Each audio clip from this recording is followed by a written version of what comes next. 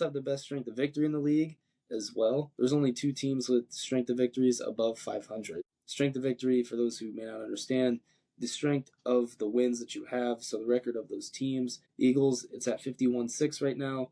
The Steelers are next, and theirs is 51-1.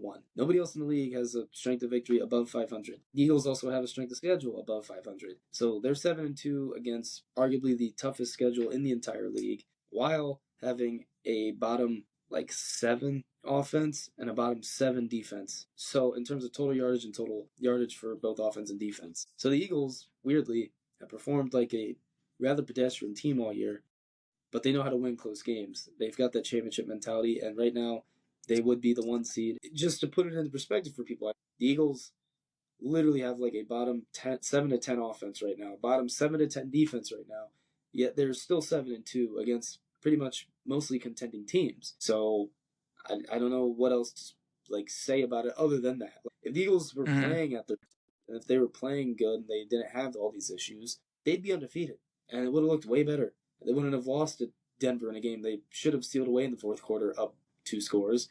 And the Giants lost. They probably squeak it out in a scary win, but they wouldn't lose the way that they did. So, yeah, I think the Eagles, I have them 4. If we're going to talk about our power rankings, I do have them 4. There are reasons for that. I think so. I think I'm going to move them up in mine.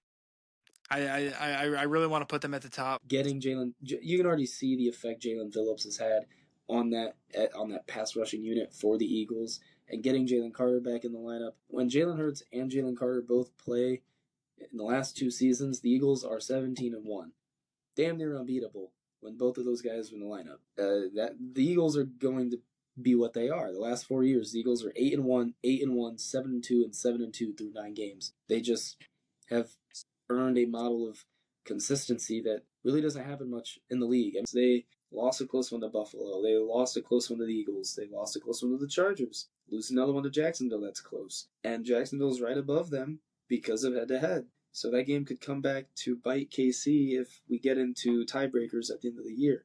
Same thing with Buffalo, since they're not necessarily as likely to win their division against the Patriots and the Dolphins and the Jets. So they have 3 games specifically that they have a losing head-to-head battle against for the wild card.